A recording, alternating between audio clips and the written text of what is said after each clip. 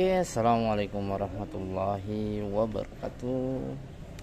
Kembali lagi di channel saya, Apis Capan. Oke, seperti biasa ini kita ada kedatangan servisan notebook ya, Acer berapa ya? Acer ES1111. Jadi kondisinya mati total.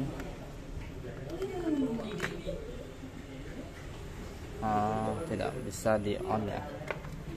Kita sekarang coba dulu on menggunakan baterai ya. Tidak bisa. Coba kita gunakan pakai charger. Oke, kita dicolok, on kan, tetap nggak bisa ya. Indikator lampu pun juga nggak ada itu. Oke, biar nggak lama lagi, langsung aja kita eksekusi ya. Oke, untuk pembongkarannya kita akan skip, nanti kita akan lihat mempunyai aja proses pengerjaannya aja. Oke, kembali lagi kita akan lanjutkan setelah kita bongkar. Oke, tetap saksikan video ini sampai habis. Oke, ini sudah kita bongkar, tapi sebelum itu kita akan lepas dulu CMOS-nya ya.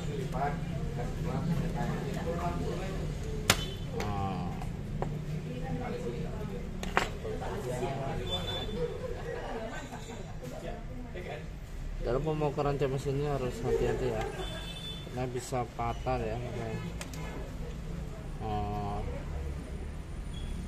Plastik yang ada di sini ya, tumpuannya.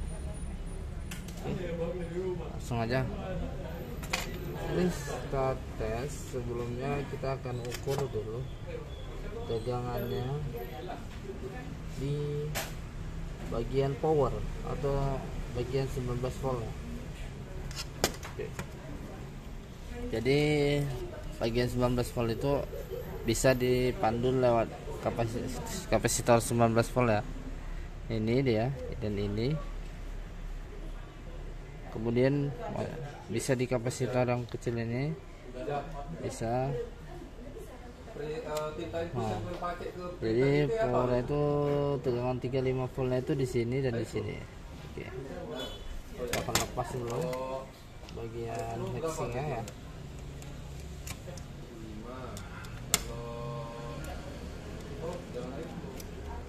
Saja apa lagi Pak? Lagi itu aja jatuh nggak? Itu dia harus minta apa? Biar mempermudah proses pemeriksaan. Oke. Lepas saya ini memorinya. Miracle. Maksudnya nanti. Oke, kita akan pertama kali kita akan colokkan dulu charger.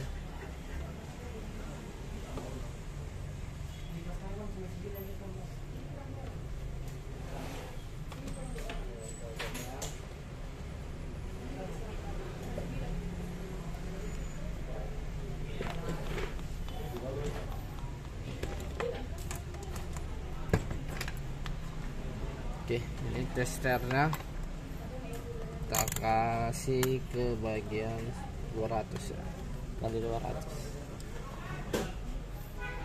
Oke, ini kita ukur dulu chargernya ya. Ini 19 volt hadir. Kita akan ukur di bagian sini ya. Kita colokkan dulu. Tadi di kapasitor ini saya bilang harus ada 19 volt. Oke, groundnya taruh di sini aja, tempelkan. Terus itu di sini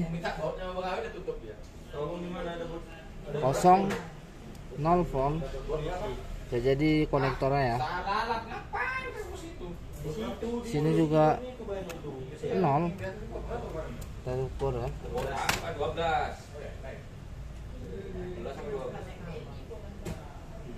19 volt.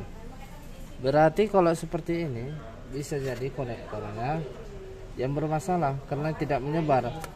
Karena kita ukur di bagian sini 19 volt hilang. Nah, tapi sebelum itu kita jangan simpulkan bagian support chargernya. Nah, kita tes dulu di bagian kali dioda atau kali buzzer di sini ya.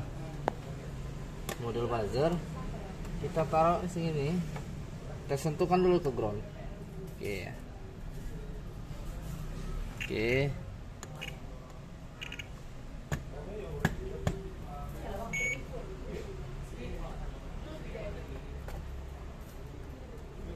Ini agak apa ya testernya ya.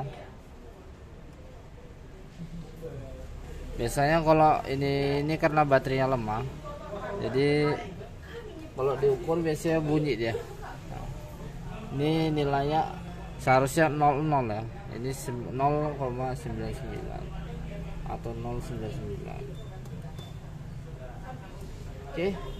Panduannya berarti ke 0,99 ya, karena di bagian menyentuh ke ground. Nah, ground ke ground berarti itu 99 atau 88 karena nggak berubah-ubah. Oke. Jadi kalau misalnya diukur di bagian sini, nah itu bunyi, tetes lagi bunyi ya, di bawah 99 ya bunyi. Nah, ini berubah-ubah karena baterainya lemah ya, yang ini ya tester ya. Oke. Nah, berubah lagi berarti di tester ya. Nah, kita tes ukur. Nah, dan bagian arus 19 voltnya ternyata ada yang short atau yang bunyi.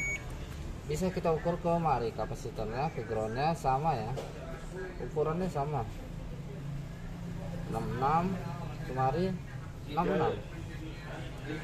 Kalau seperti ini tidak boleh seperti itu ya, berarti ada yang short di bagian jalur 19 volt. Nah, kalau itu kita perlihatkan dulu apakah ada yang terbakar atau enggak. Kita periksa dulu dari fisik aja ya.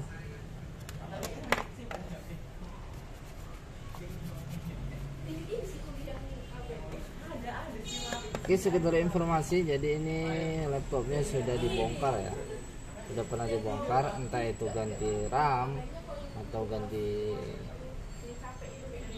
harddisk kita nggak tahu,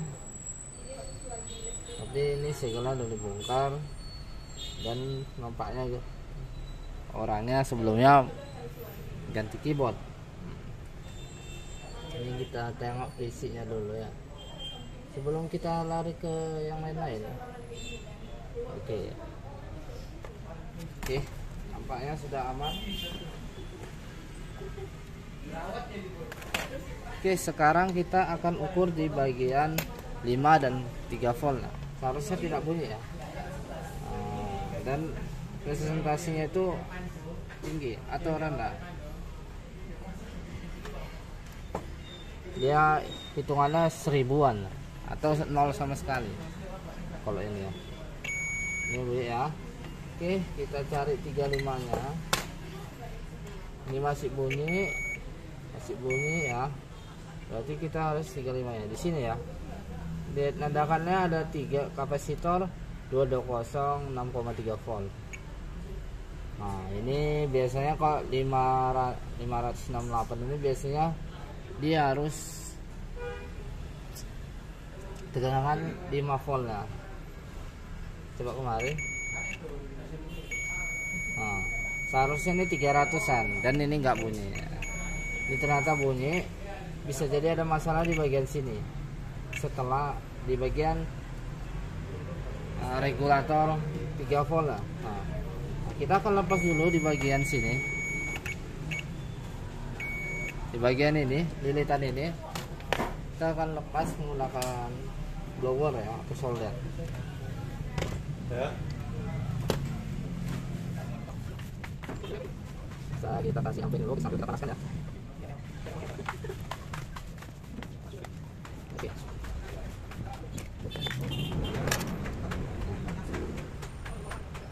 Kita bisa menggunakan blower atau solder ya. Kalau misalnya kalian pakai blower, kita pakai solder, bukan solder.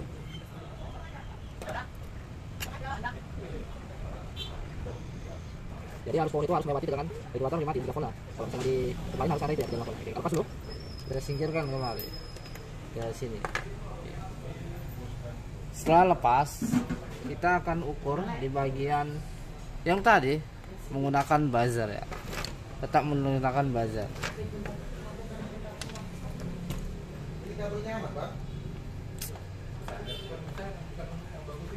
Menggunakan buzzer kita buat ke bagian yang tadi kapasitor 19 volt. Ternyata masih bunyi. Oke, jadi masih bunyi ya. Kita ukur di bagian sini 3 volt. Oke, ini bunyi ya. Setelah ya bunyi juga. Bisa pinjam bentar, Apa? Pinjam apa? Oke. Pakai Mas.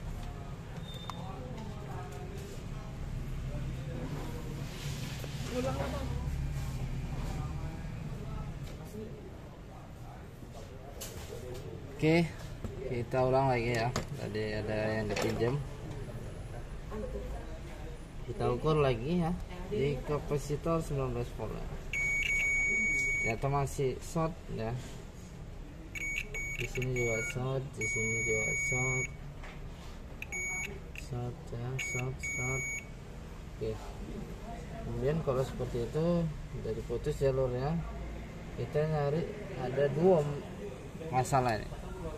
Di bagian 3 volt ya, atau regulator 3 volt ini terjadi masalah, ada yang short, bisa mengarah ke chipset, bisa jadi karena tegangan 3 volt ini bisa menyuplai ke sini, kemari, ke sini juga isi EC.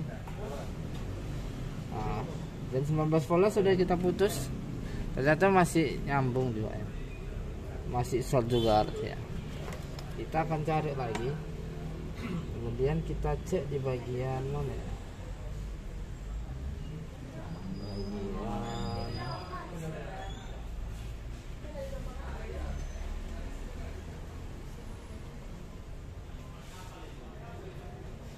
Chipset dulu ya. Kita perhatikan dulu chipsetnya. Terus satu.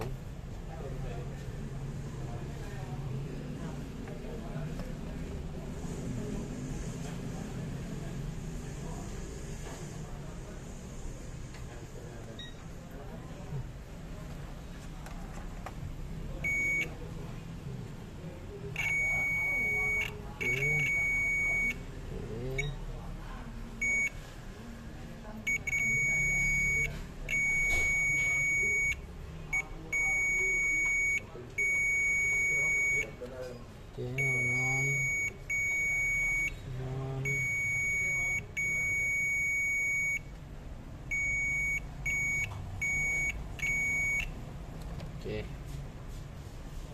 Kemudian kita cari di bagian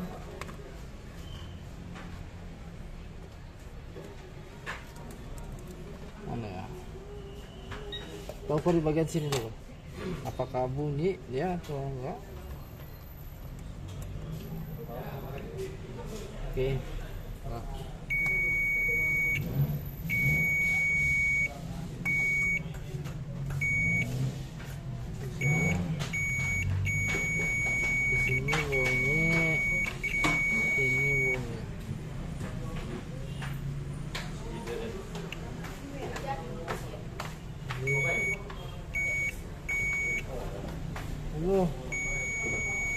Ini sorry. Jadi ini masuknya ya, ini masuknya kemarin. Kemudian ini output dari 3 volt ya, bukan di sini outputnya. Ini outputnya. Hanya dua, tidak boleh seperti itu ya. Sekarang kita lihat jalurnya. Larinya kemana ya? Oke, ukur lagi.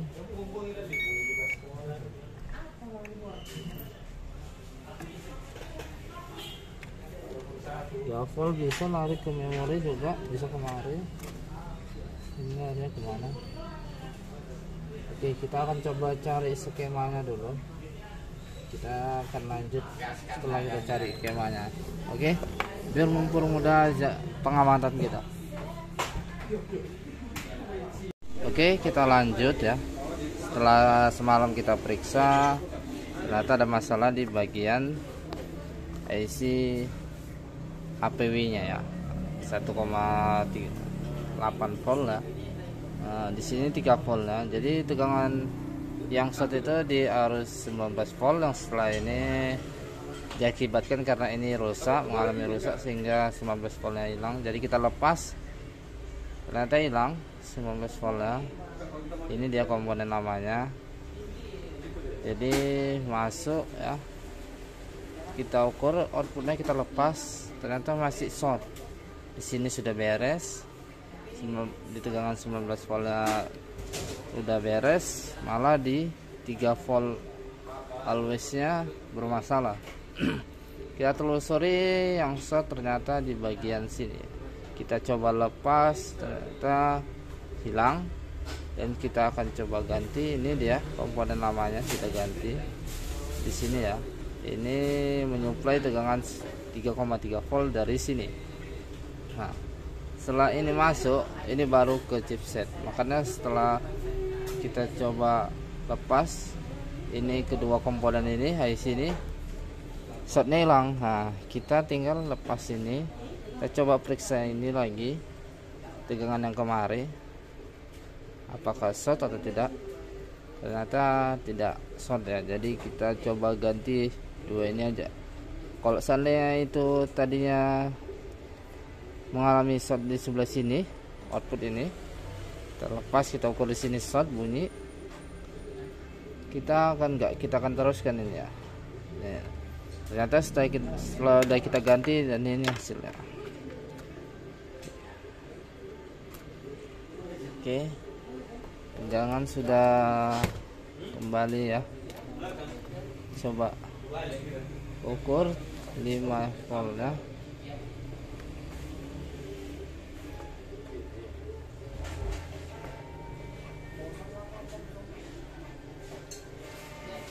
Volt hadir, 3 voltnya hadir.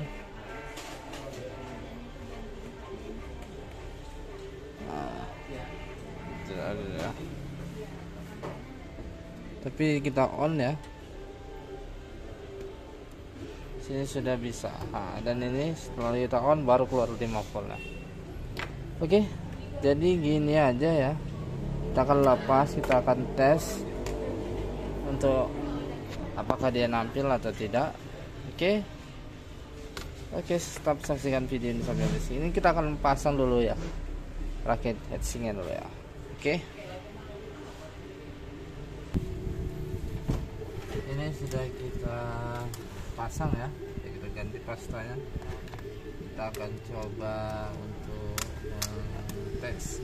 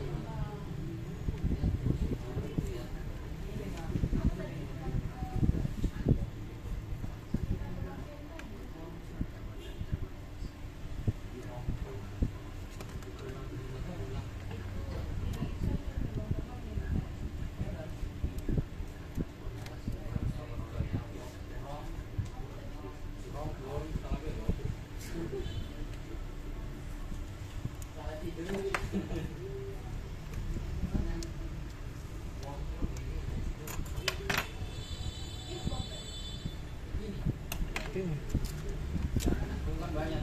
Kita akan tes dulu. Ya, sudah kita rakit ya. Kita bakalan colokan dulu chargernya. Dan sekarang kita coba tes on.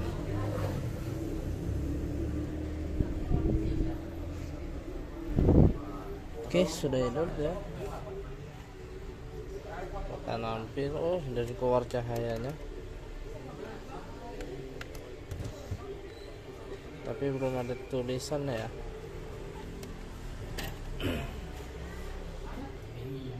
Kita tunggu bentar.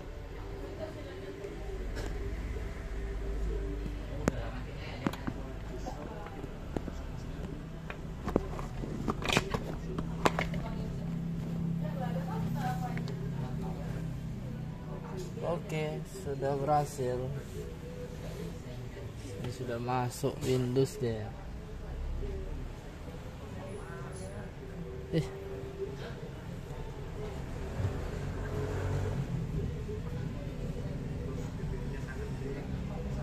Wow, hebat.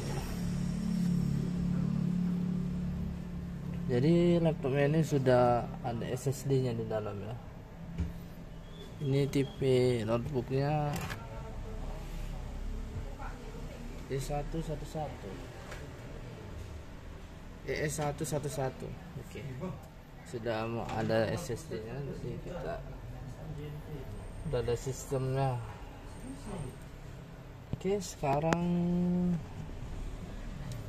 kita akan coba rakit, nanti pasang lagi. Oke, jadi begitu sajalah video kali ini ya. Tutorial cara memperbaiki notebook Acer ES111 kondisinya mati total. Ternyata ada masalah di bagian 3 volt always dan 1,8 tegangan regulatornya yang mengarah ke chipset atau prosesor. Oke, jika kalian suka dengan video ini silahkan like, bantu like ya, komen dan subscribe. Untuk mengikuti video updatean selanjutnya boleh bunyikan tanda lonceng. Oke, saya Abdi Javan, saya akhiri. Assalamualaikum warahmatullahi wabarakatuh. Bye bye.